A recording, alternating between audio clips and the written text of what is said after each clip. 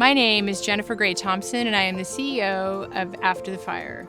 Welcome to the podcast, How to Disaster: Recover, Rebuild, and Reimagine. In this podcast, we bring you the very best practices, best hearts, and great ideas from other disaster-affected communities. Thank you for joining us.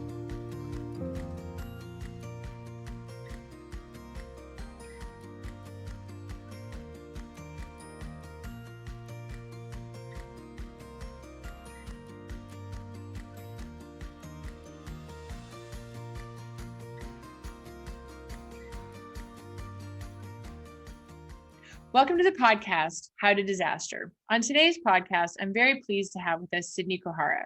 Sydnie Kohara has a long and award-winning career as a media specialist, a storyteller, a broadcaster, and a journalist. I've asked her here today to talk to us about her experience covering disasters, but also she is a full-time resident in Sonoma County, being on the other side of experiencing disasters as a citizen and as a journalist. So please welcome to the podcast, Sydnie Kohara. Once again, welcome Sydnie Kohara to the podcast, How to Disaster. Jennifer, thanks so much. It's great to be here. Sydnie, I was really excited and pleased to have you on because I spent about 2 decades watching you on our local news, KPIX, and I know that you have a wealth of experience covering local issues, but also disasters, and disasters not only here in the Bay Area, but also across the country. So I wanted you to come on today to talk to our audience about really how to media during a disaster. What are some of the lessons that you've learned from your experiences, and what are the best practices moving forward? You know, Jennifer, that's precisely the reason that I wanted to come join you today, is because I have covered disasters off and on for my 35-year journalism career, but now that I live in Sonoma County, I'm part of the group that has to watch out for disasters. I'm in a fire zone. And I'm someone who watches the news when these disasters these fires start heading our way.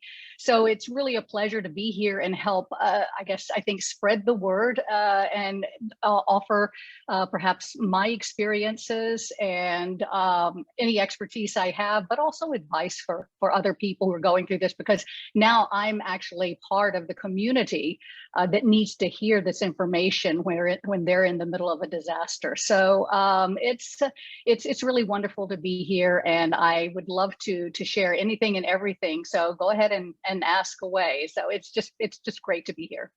Well, thank you. And I think the first thing we should do is, just for the listeners who might be in Missouri, may not be as familiar with your career, if you could give us a biography and some of the disasters that you've covered. You're also an Emmy Award-winning journalist. So can you touch upon that first, and then we'll go into the other details?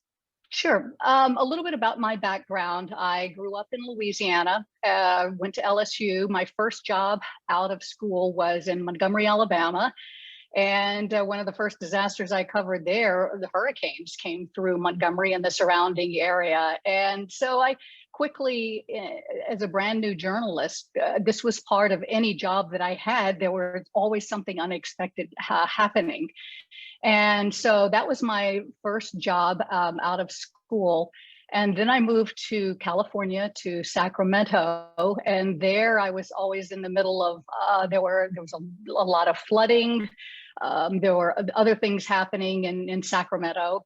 But what I also remember is I actually loved being out. That's where I really felt like I was giving back to the community and helping.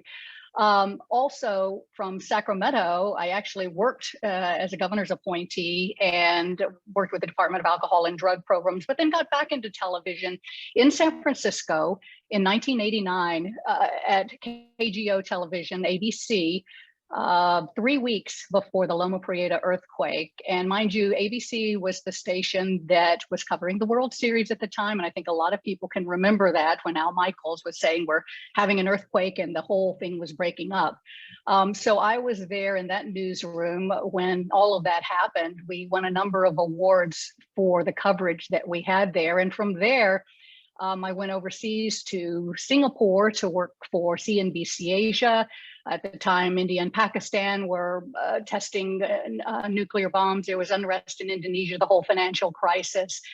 Then I came to New York to work for CNBC London, and then back to San Francisco. I was working for the CBS affiliate in San Francisco, and again, covering floods, covering fires, and that's where I ended my career. But now living up here in the middle of fire country, I'm on the other side now. So I try to take all of the things that I learned and put them to good use. One of the things when I was in San Francisco, one of the big disaster stories I covered was Hurricane Katrina down in New Orleans. So I was down there for that. So, I have a, experience in all places that I've been with some form of disaster and recovery, and the people who are there and the people who are affected, sort of on both sides. So it's been a really interesting journey. I wouldn't trade it for the world.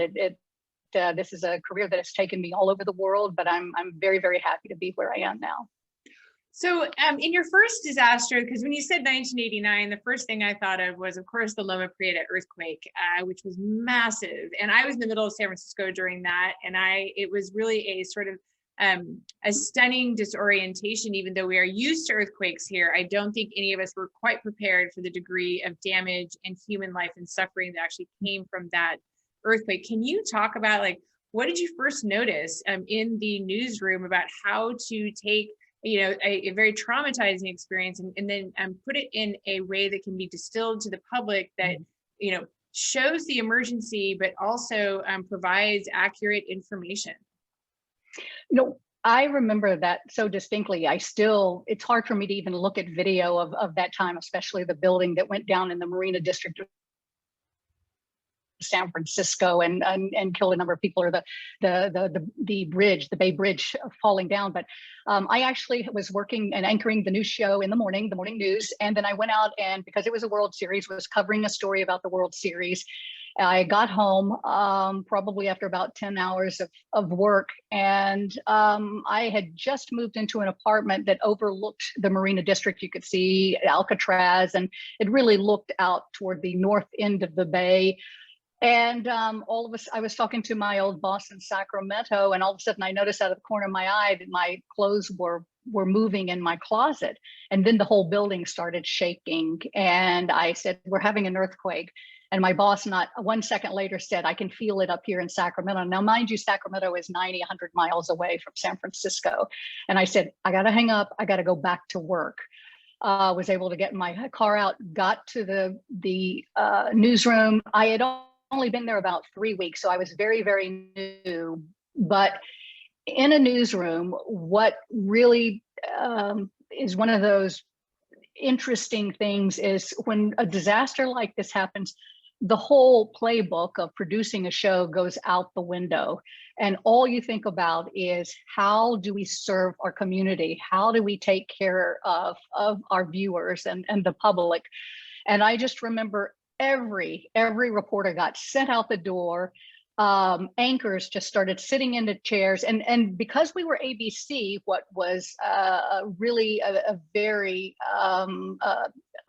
lucky situation, we had extra generators, so we never went off the air because the World Series was in San Francisco. We had these generators. Now, I was very new. I came in, my news director, Harry Fuller, I said, "What can I do?" And that's the thing. Everybody in the newsroom, if they weren't sent out on a story, what can I do? How can I help? And he says, "Sydnie, can you start calling around? Tell us how all the bridges, what's happening with all the bridges. Are they safe?" And you get on the phone, you start calling everyone to find out. Meanwhile, all of these reports are coming in about the Bay Bridge has collapsed, and then also over in Oakland, the Cypress Freeway has collapsed. I'm calling around the bridges. I mean, I'm just sitting on the side, just doing what I can. And in the middle of all of this, my news director said, "Sydnie, listen, someone in Australia is wanting a live shot. Can you just go sit over in that chair and just tell them what's happening?" So I just started giving live reports, whether it was to Australia, Japan. The rest of the world wanted to know. I mean, ABC was in San Francisco. They were busy with the World Series, and they were scrambling as well.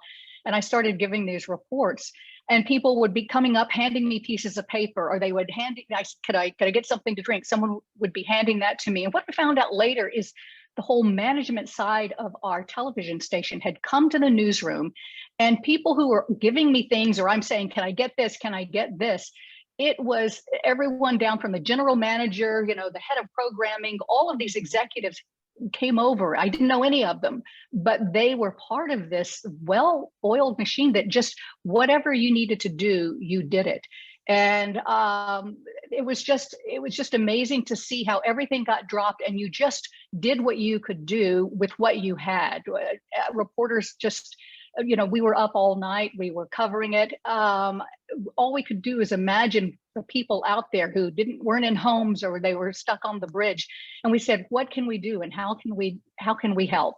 And that's how we kind of approached it. And I just remember with the Good Morning America crew, after helping them, they were going on live, and the next morning riding around Union Square to get home. This is the main shopping district in San Francisco, and just 8 inches of glass on the ground, and the city had no lights.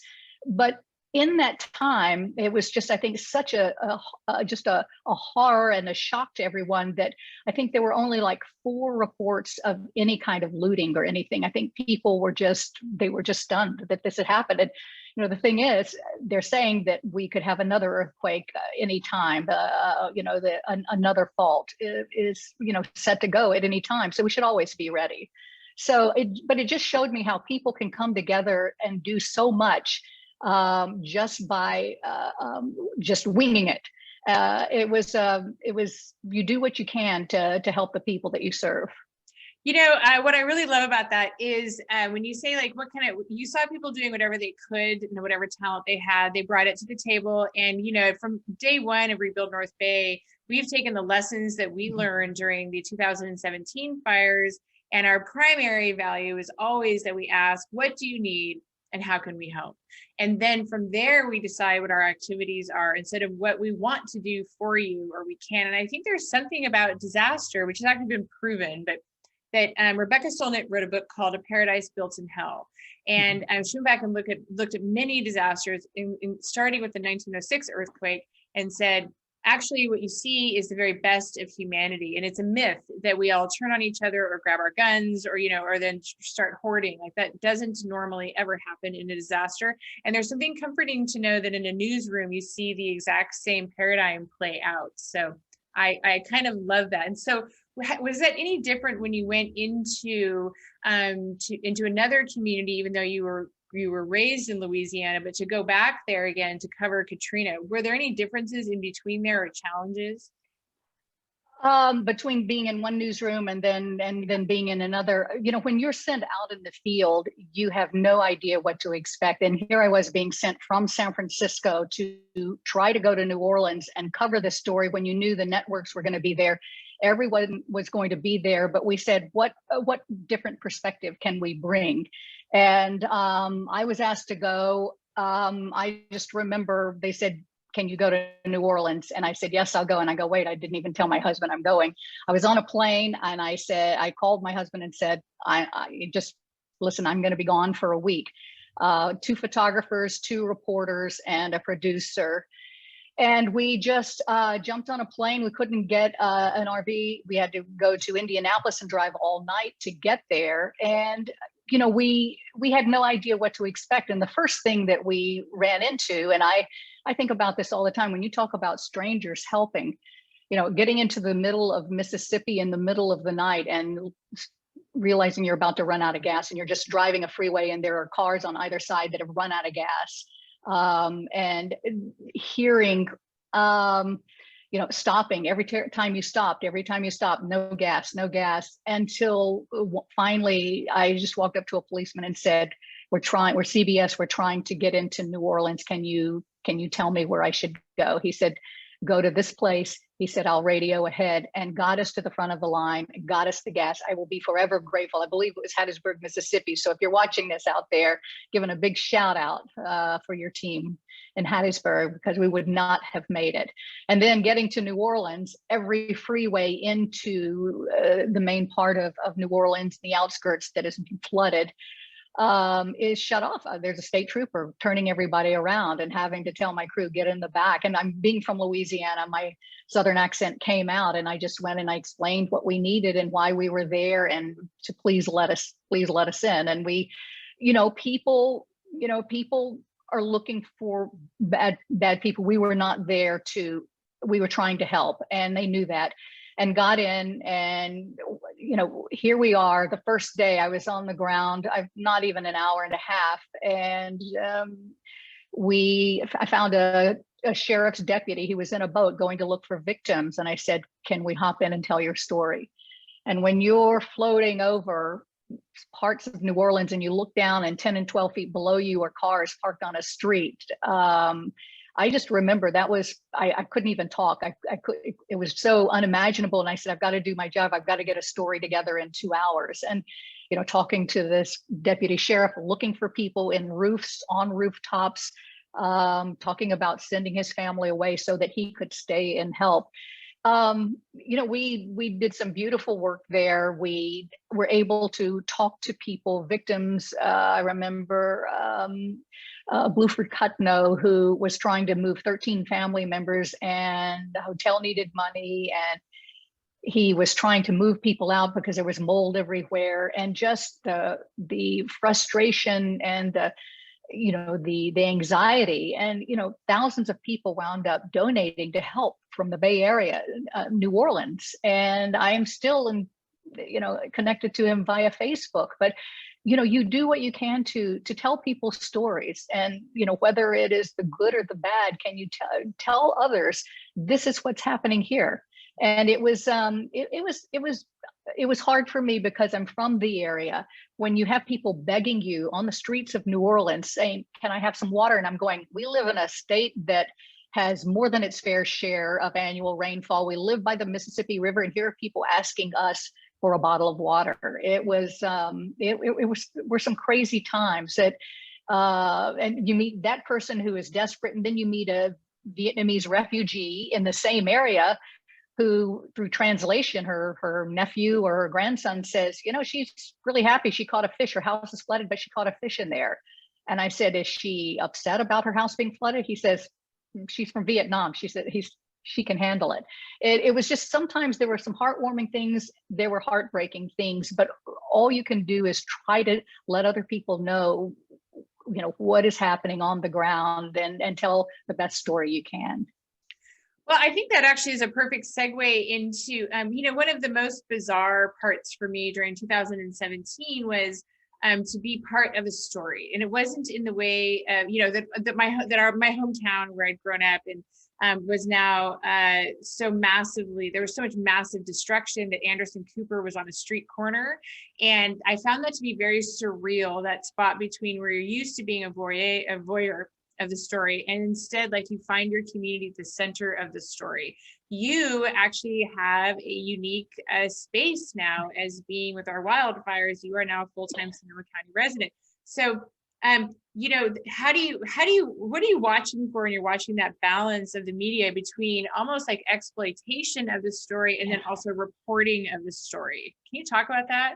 I absolutely can talk about it, and I won't tell you how often I yell at the TV more during disasters than I ever do, because I see things that to the people who are watching don't really matter. But I know they need to get their big anchors out there on the street corners. I've been on street corners. I've done this. I've stood in next to a front yard down in San Bernardino County when something was after something burned there, talking about the devastation.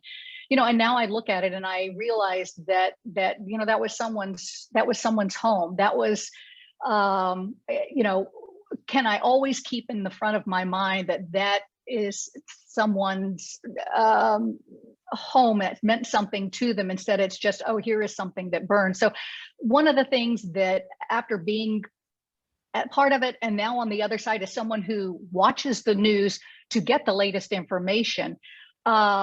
And it's hard when you're coming into an area that no one really knows. They don't know where we live, Jennifer, where they call it the Springs. I mean, it's a very small community in Sonoma. So they go to where they're told this is where the fire is. But what I would love to see, and they talk to people about what they've lost, what I would love to see, and it's not so much that, because people should see that.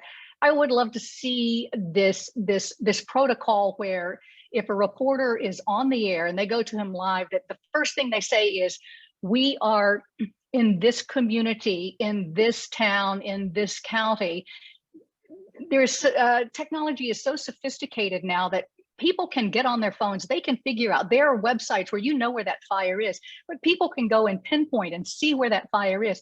But if I wish, my big wish is if every reporter started their disaster live shot or report with, this is where we are, these are the people affected, and tell people who are in the rest of the world exactly where it is. They can look it up wherever they are and see exactly where it is, and not just say, well, we're in New Orleans. Well, New Orleans is huge. You know, where are we? What is affected? What's going to be affected? Same thing with, and you probably have been involved in some of these news. You know, when they have these big, you know, press availabilities, when they're going to give an update on something, and you see all of the you know, all the officials who were there, and the councilmen and the supervisors, and you know, the sheriff, and they spend 10 or 15 minutes thanking everybody. You know, at that point, you know, we're so thankful, it's not even funny. Just dispense with that. And the minute you get on the air live, just say, this is our situation, this is what's happening, these are the people we're worried about, this is what we're looking toward, this is how we're going to handle it. And you know, if they have other people who want to talk, but to sit there and just thank everybody at the very beginning, we're all thankful. I mean, if they want to put up a graphic or something, or a you know, a poster that gives the information. But for me, sitting in Sonoma County and watching this fire come, and I knew where it was, but to have to watch people that I used to work with, and I would call or text people at the station saying, just tell them this is where it is, and tell us this first. So that's something that I wish would change. If there would be a little bit more protocol, just tell the people who can watch you or hear you or see you, tell them exactly what is happening right now, and kind of dispense with all the other little things. I mean, as far as the thank yous, just get right into the nitty gritty, and how you're helping, or what's being done, and where your resources are going. You know, I think you bring up a really important point, and having been, you know, in an auditorium that was smoke filled in 2017, and seeing sort of the elected officials were struggling with protocol. And protocol before, in a non-emergency situation, would be that you all get up and that you thank each other many times. And protocol, and that took, in this case, maybe 40 minutes to get through. And until we got to actually, you know, Cal Fire or a local fire agency and police. And I don't think that any ill intent was meant by that whatsoever. But I think that, you know, the protocol should, I totally agree with you, that it should be that the news is like, you know, here are all the facts. And that if you're an elected official, we want your leadership. We just want it after the information that's about life and health and safety. So I think you're saying the same thing. I absolutely, I am. And I think of one of these, you know, events when everyone is standing around a microphone, and then you have a whole line behind them. You know, these are very, very important for updates. But you know, dispense with the pleasantries and get right into the information, and look at these events as almost as a produced show, if you will. I mean, that's tough to think of it that way, but have someone there who can say, this is what we're going to do, and this is what we're going to do, and it just moves very, very quickly. In this day and age of technology, one of the things I would love to see is the communities that are affected have some people on call, whether it's a graphic designer or freelance or something, who can quickly, like they do in weather, in a television station, in a newsroom, there is a weather producer who's making new graphics for every weather, every forecast, and every news show. And if there's someone that you can pull in and say, let's give them a graphic of exactly where this fire is, where it's going, what we're going to be doing. There's so much with technology that we could be doing. And I know there's a lot going on during a disaster, but these are things, this is part of the preparation.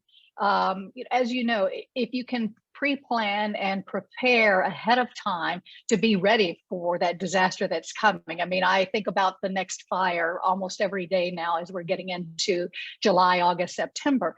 But could we help counties or cities sort of be prepared in Sonoma County? I'm sure all of the officials, and you would know this, Jennifer, have they all come together and said, how can we do this and how can we help each other and how can we streamline this to get the information out very, very quickly and the right information out? And I think it's a lot of what I call disaster preparedness. And in thinking and comparing it to a newsroom, you have people who have put together shows, and when it comes on, they just sit and they do the same thing, but they're saying, this is what we need to do. This is what we need to do. And you're pivoting all the time, but you work with what you have and you get the information out there, and you don't think about, just worrying about somebody's feelings. I mean, you get over that and you just move on. And I think that, I always have often thought in our community, I know so many retired journalists in this area. What if we got together and said, can we help you with your communications? Can we help organize? Can you be the person who calls about the bridges? Can you be the person who calls about, about this community? Is there a way to connect with people in fire danger to see where they're doing? They have apps like Nextdoor and things, but can there be a more coordinated effort to make sure we have the latest information? And I think there can be. But it takes preparation. Yeah, I think that it would be interesting to have a volunteer corps of experienced journalists. I know that there are more you see often now people who are what I want to say, like rogue journalists who are going out, but they're often just reposting what other official sources have done, but don't always just provide the official sources. So even as a journalist, making sure that you're sending people to the official sources. I will give a shout out to Sonoma County that in the last 2 years, they have hired a communications director, which is really important. And somebody to coordinate that. We didn't have that in 2017. And the people who stepped forth, and I know some of those people, they did a good job with what you could, but you have a lot of trauma with disaster, and people don't always respond in the most, they are often very kind, but when there's a camera involved, or, they're not always eager to share that camera with other people. And so egos can clash, and you kind of, need to leave all of that behind. It is, especially I have, having worked in state government, and I just remember the night of the Loma Prieta earthquake, a very big government official came in to do an interview. And so we're getting him set up, and he says, well, do you have a makeup person who can work on my eyebrows? And I'm thinking to myself, we just had this huge earthquake, and he's asking if someone can help him with his eyebrows. And you just go, okay, I understand that visually this is important to him, but it really sort of, I don't think I voted for him again after that. So what was up with his eyebrows that they would need a whole person? I mean, now I want to just. I mean, I guess he thought we had makeup people, on staff or something like that. So I guess he felt like if we shaded them a little bit more. But anyway, it's just one of those things which is not something I want to remember about the earthquake time, but it did kind of tell me what was important to some people at that time. And you're right.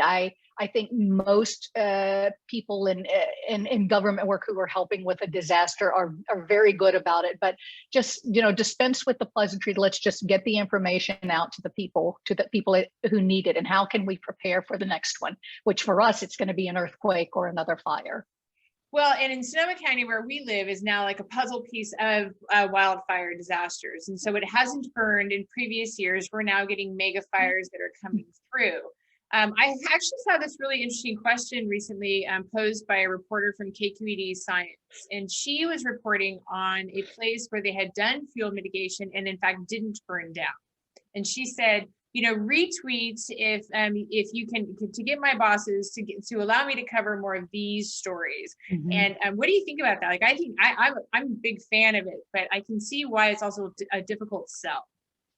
It's a difficult sell because it's much easier and cheaper to do stories. They're not, when there's not a disaster, you can tell people to pack a go bag and have provisions ready, until you're blue in the face, and most people just do not think about it. And to tell them, oh, if we did some burning, advanced burning, that would help, with our wildfires and things.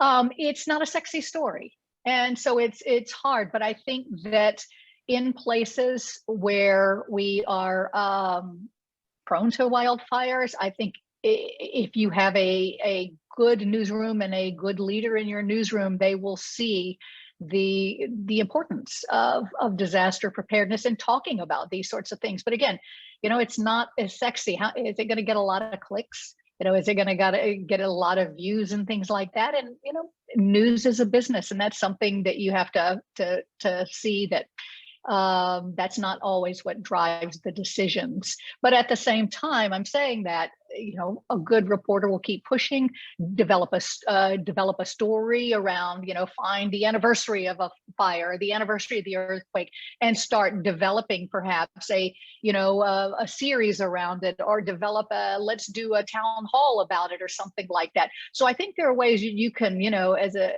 reporter, you can kind of wiggle in there and find opportunities that will make that happen. I really actually am, and now I'm really pondering the idea of having sort of a volunteer professional journalist corps, who are people who who have the right ethics and the right training to be in service of their community. It doesn't have to be, Sonoma County, or we are affected regionally, Napa, Lake, Mendocino, and Sonoma counties.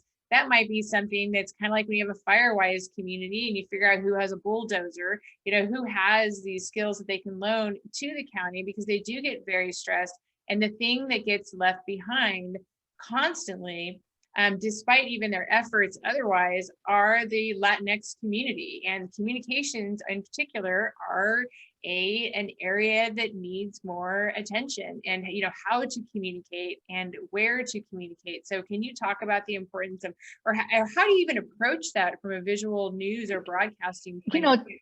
I think this is such a good. This is a great thing that you brought up, Jennifer, because our multicultural community, and I live in a very Latinx community, and I'm on the board of a La Luz Center, which really helps the immigrant community thrive in this area.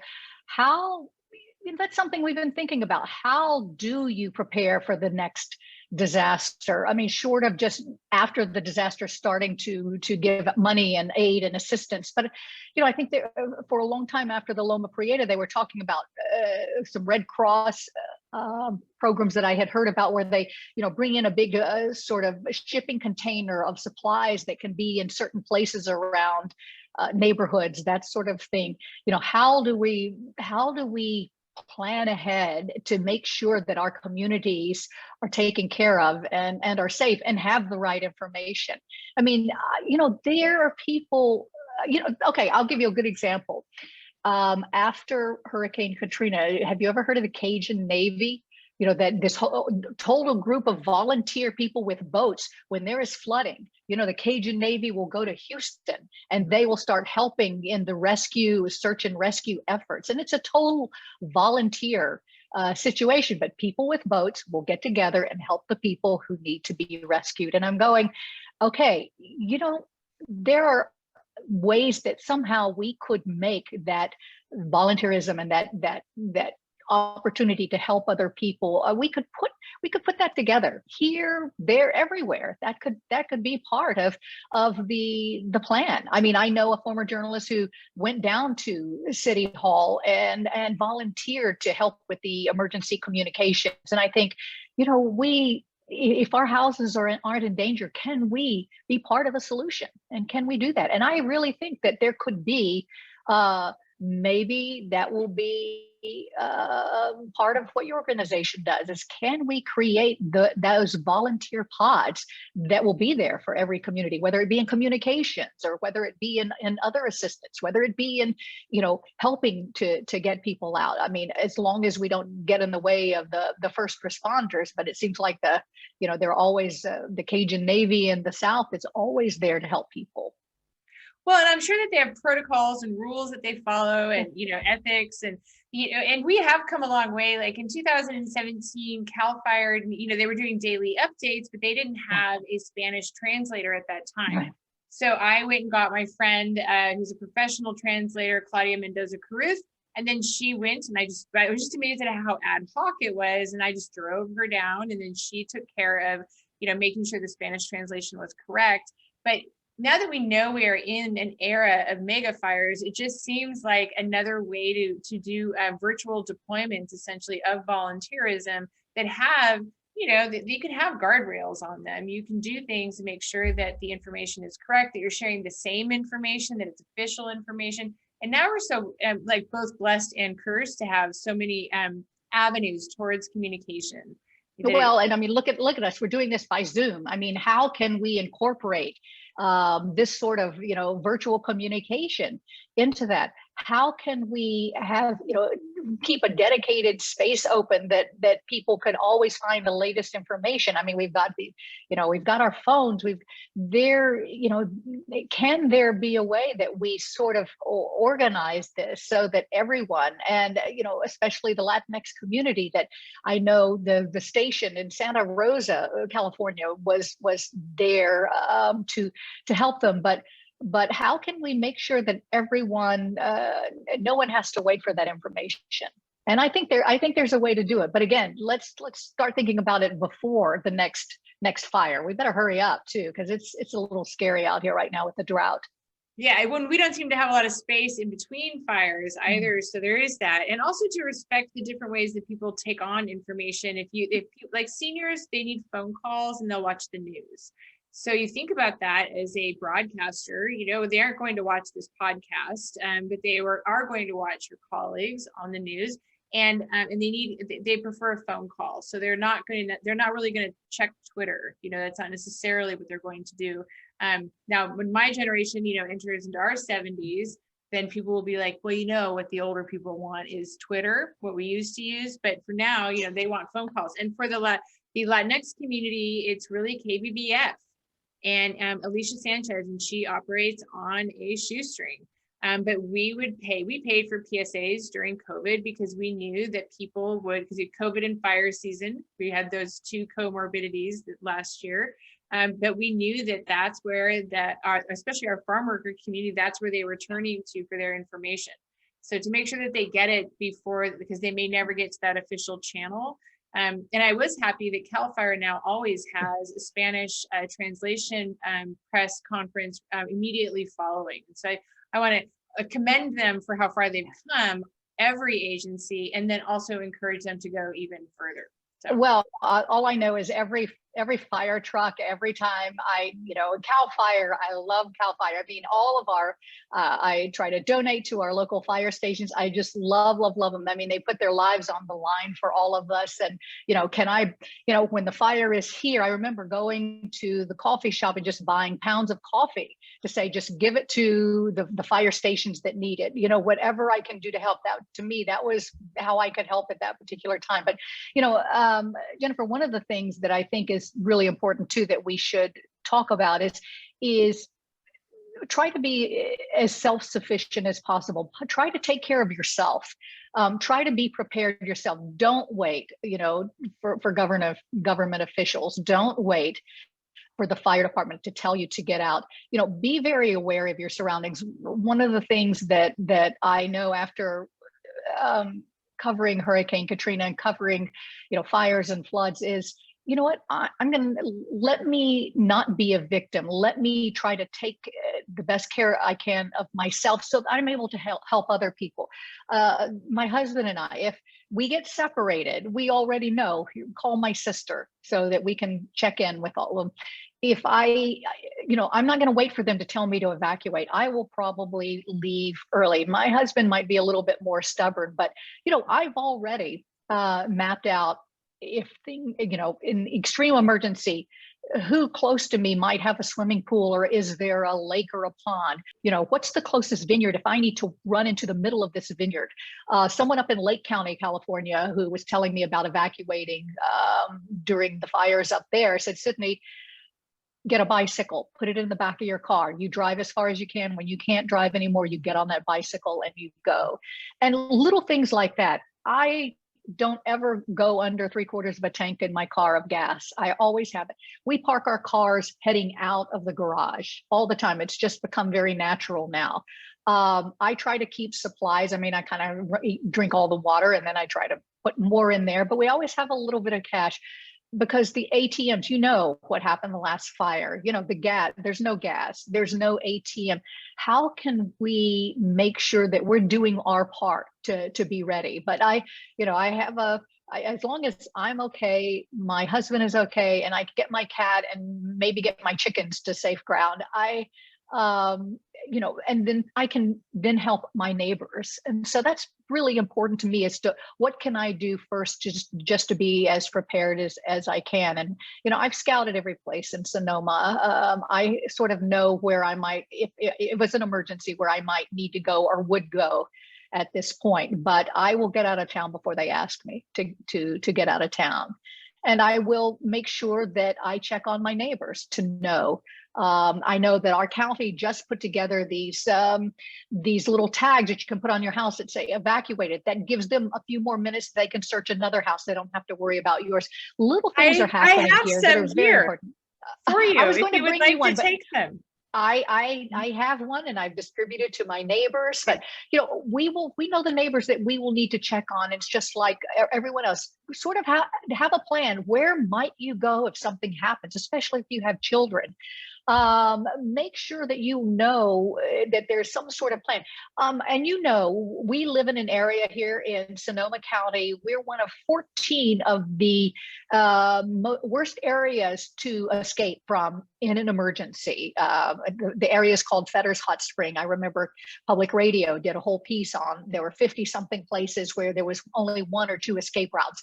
We happen to live in one of them. So, if we go into this highway, everyone else is going to the same highway. So that's why I've taken a look around my surroundings and said, where's the nearest vineyard? Where, if I know I'm going to get stuck in traffic, after Paradise, California, and people, basically being killed in their cars. I mean, it was a horrible tragedy. I said, what can I do? How can I make sure that I'm ready for whatever comes? And, I guess the second thing I would say is I've learned not to look at my possessions, my house. I love my house. I love where I live. I love my chickens. I love the things in my home. But you know what? I'm trying not to be so precious. I'm trying to say, can I get out alive? Can my husband get out alive? Can my cat, and then the rest, that's it. I'm just trying not to worry so much about that. I mean, they're in different decades and different times in the world, people lose everything. And can we still start over? And I try to have that attitude about it. Nothing's really precious to me anymore. If I can get out a few things and documents, and my Japanese grandmother's koto she brought on a boat from Japan. Yeah, if I could, I will. But if I don't, I'm the lives are more important. They really are. Having said that, though, do make sure that you videotape your home at the beginning of every fire season. As soon as our first red flag warning, I go around. It takes 10 minutes on my cell phone. It's automatically in a cloud. And just because if you do lose your home, it will save you months of agony. I have never heard the bicycle tip before today, but I do appreciate that, as we have bicycles, and I'm like, oh. So as soon as you have a red flag warning, it's true. Make sure you do have a go bag. I've said this many times on the podcast, but naked evacuations in a wildfire are an absolute reality. And they add trauma onto the trauma. And but maybe that's like one way to motivate people to actually do your go bag is you need to have a full set of clothes in there as well. Because exactly. When we were evacuating in 2017, I had neighbors getting out their wine, or they had some art, and my husband and I looked at each other and said, nothing is that, important. Let's get our documents and a set of clothes, and that's it. Now, you are right. I do not have a set of clothes that are in a bag. But that is something to definitely think about. I do have some steel toe boots though from the last disaster. So, but it's just little things like that. It's I just think that I'm smart enough to take care of myself for a while. What do they say? 72 hours after an earthquake. But let me not be part of the problem. Let me be part of the solution. And that's how I look at it. And after covering all these other disasters, just be aware. Just be aware of what more you could do. It really does free you up to be a helper. And we always say, like, beware of the heroes and look for the helpers, because the helpers are the people who have thought ahead and are not there in any way for the glory whatsoever. They're just trying to figure out how to help their neighbors. I actually got a full face gas mask for Christmas from my husband that has a clear face so people can see my face. So I'm not scary, but I can actually breathe. But I want them to see my eyes and my mouth so that they feel comforted in that, but I also want to be able to breathe. So, breathing and clothes and videotaping, and then I'll trade you those tips for your bike tip.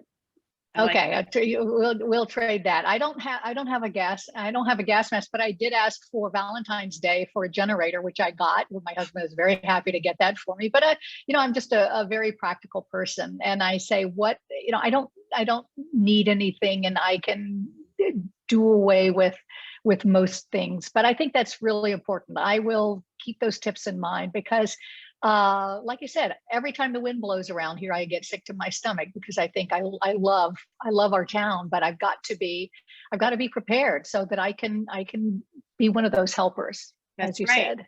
Exactly. So, Sydnie, I would like to close out today by having you weigh in on some best practices for maybe new journalists or journalists who've been around for a while and are looking to increase their skill set with the anticipation that they're going to have to cover quite a few disasters, and they're also going to have to take care of themselves. It's traumatic for everybody involved. So if you could give us your best practices as a journalist, and then also best practices for taking care of yourself as a journalist while witnessing what can be just a very traumatic event. Let's see. I'll take the best practices as you're becoming a journalist. And truthfully, Jennifer, we're all journalists. We're all storytellers now with the tools that everyone owns. A phone that has a camera and a recorder. I mean, we are all storytellers and journalists. And what I would say is for aspiring journalists or people who find themselves in that situation, somewhere along the way, you're going to be in a situation where you can help tell a story that someone else isn't close enough to tell or isn't part of. And I would just say to aspiring journalists is, number one, understand the power that you have, but all the responsibility you have to tell a very strong but truthful story with the powerful tools that we all carry now. That you are a person who can help tell these stories. Every news outlet now has a way to contact and saying, if you know something about this, can you tell us this story?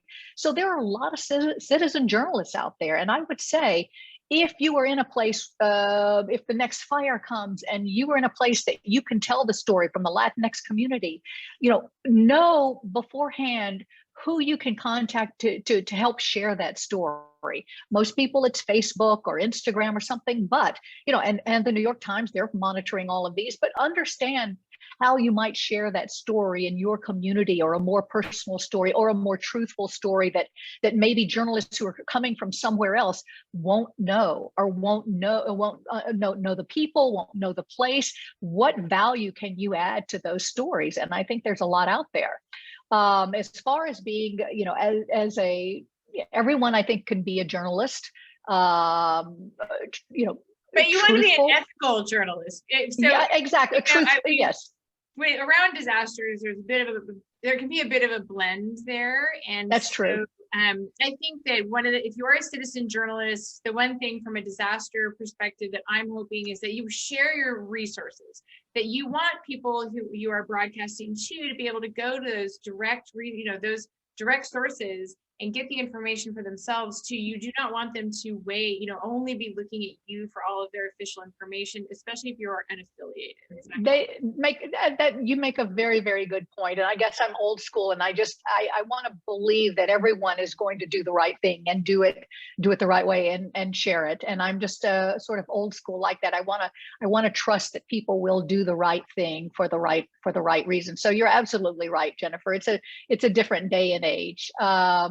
But I would say too, as getting ready for something like that, the one thing that I notice, especially with younger people, is make sure you're able to talk to people. Make sure that you are comfortable building these relationships, whether it's in your own community or, you're not, big deals don't get done in a text and then, on Facebook. Get out and meet people and understand how people operate, get to know where they are, who to contact. One of the things I don't see these days is there are not a lot of reporters developing sources and things, but get to know, if you're in an area, get to know your law enforcement, get to know your firefighters, get to know your neighbors. There may be some great stories in there, and like I said, I know you wanted me to do it more to journalists, but I really think everyone in this day and age can tell those stories, those compelling stories, and knock on wood that it's done ethically and that they are doing them for all the right reasons. I actually think your point's better than mine, to be honest, because we are all telling a story. We are on Facebook. We have our own media channels now, and really just a number of best practices. So I hadn't really thought about that in the same way. So I appreciate that perspective, and I think that you are correct. And my only thing is, name it, date it, time it, and then also source it. So that's been a big and you don't have to insert yourself into the story. I think that can you just tell someone's story and tell it from their perspective and not offer your opinion about it? I mean, things have changed so much in journalism, but just in a disaster situation, just show what you see, tell what you know. There's no fuel to the fire you need to add. Just, I think, give people the information that they need about where things are, what's happening, why it's happening. Who are we going to be looking to give us advice and information. So I think you don't have to wait for a disaster. Get to know the people around you, get to know your neighbors, and start telling those stories first, and so that when the disaster comes, people will be more likely to talk to you. You're not just, one of the hardest parts, I think, especially I remember, is I'm going into a place like New Orleans and asking people to tell me the worst parts of what's happening in their life. And I always preface it when I was there. I said, listen, I'm from Louisiana, I'm from Alexandria. I tried to give them a sense that I'm from this area and I sympathize with you. I'm not just some network news reporter coming in trying to exploit what I see because you're a really good story or a really good visual or something like that. But try to put yourself, number one, in the shoes of the person who's suffering and the person who you're asking to tell a story. And that was pretty important for me, is to make sure they understand you're there for the right reasons. I love that. So my last question is, how do you take care of your own physical and emotional health from the trauma of the witnessing of this? Because this is something we've also seen on repeat for the last almost 4 years is, you know, Pat Kerrigan was on the podcast a couple of months ago, and she broadcasted from KSRO for like 24 days straight. And, you know, she really, she wrung herself to the bone for that job, and she ended up in treatment for alcoholism, and she's been very forthright and honest about that. And now she's entering back, she's back on KSRO in a different capacity. With a lot of lessons though, about how while you are a witness, you are also a survivor. And so how to balance that. So how do you balance that? I, you know, it's hard. I mean, I've actually, I remember covering the fire and volunteer effort to give food down to San Diego. And I remember crying on the air. Of course, one Jada reporter said, oh, she did that for the camera. But I mean, you just, it bubbles up in you, and you have to keep, you know, you're not supposed to let it affect you. But yes, off the air, it is, you know, I've cried at crazy times. I remember being in an RV with a bunch of these guys and just wanting to, I just couldn't, I couldn't take it anymore. And I said, I can't get out of here, but I got to keep doing my job. And I'm so tired. I think what you have to do is just put it in perspective, in the sense that, you know, all I can do is what I can do today. Don't worry about tomorrow. Don't worry about yesterday. And just say, can I, you know, can I take care of myself? Can I take care of my family? And, you know, there's still times, I mean, I just, like I said, I can't look at video from the 1989 earthquake because it really is hard for me. I don't know why. But I think for me, you know, I think I try to talk to people, and it, you know, I didn't have to talk to a professional, but if you have that opportunity, do. But talking it out with people, and I think the one thing, working in a newsroom for so long, we quickly just, you know, you talked about what happened, you talked about things, you talked about how to cover it, and it sort of got it out because you were talking about. Now, when people went home, it was a different story. It was very, very tough. But you say, did I make a difference today? Did I help? You know, what could I do? And did I do it? And just understand that anything you do that can be part of the solution and part of helping people, and whether it's telling a story or whether it's offering someone a place to live for a couple of days, do what you can. And sometimes you just have to take care of yourself. But for me personally, I think, you know, a cocktail every once in a while certainly helped. And then just to understand that can I get the strength to, I was fortunate. My house did not burn this time. Can I help other people? And we did. We wound up housing a couple of families for a couple of months. So we did what we could do. And, you know, short of that is just to make sure, if there is going to be stress in your life, make sure you've tried to plan ahead, and maybe it's not as much stress. Maybe you already have that disaster plan, or you know where you're going to go if there's an emergency, or you have enough gas, or you have a little bit of money to be able to get out of town or to help someone else. So I think the pre-planning, for me, the disaster preparedness, you know, helps a lot with the mental part as well. But it could get to you. Sometimes you do have to turn off the news. You just have to walk outside and just, you know, be thankful for whatever little thing you have.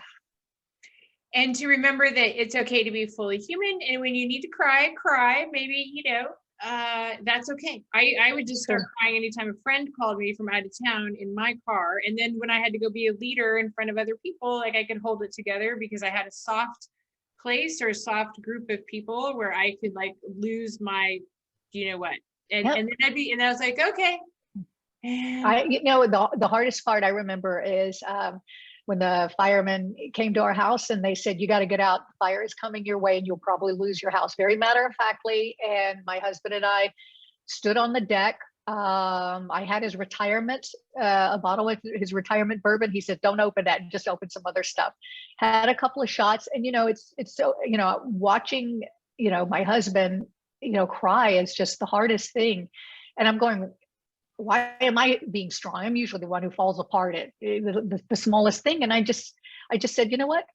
If something happens, we're a team. We're going to make it. We're going to get through this together. And yes, don't worry. I was the one who broke down 1,000 other times after that. But, you just have to talk about it and be strong for the ones that you can be. And then you move on and just know we're all in this together. We're going to make it. And sometimes it's not going to be pretty and sometimes it's not going to be easy, but we're going to make it, and we're going to move on and move forward, and oftentimes to a better place.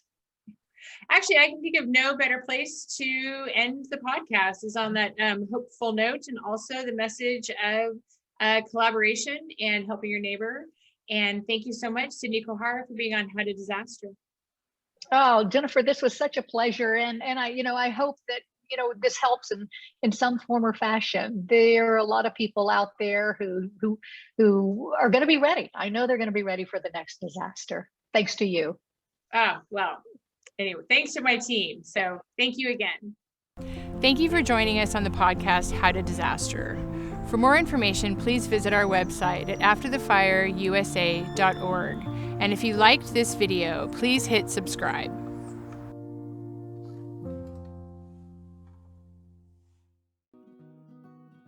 Visit a local manufactured home retailer to get started and ask them about cross-mod homes that qualify for the MH Advantage financing. With customizable layouts and features and surprisingly affordable mortgage financing options, take the first step forward in rebuilding your vibrant community, your town, your paradise with an MH Advantage qualifying home today.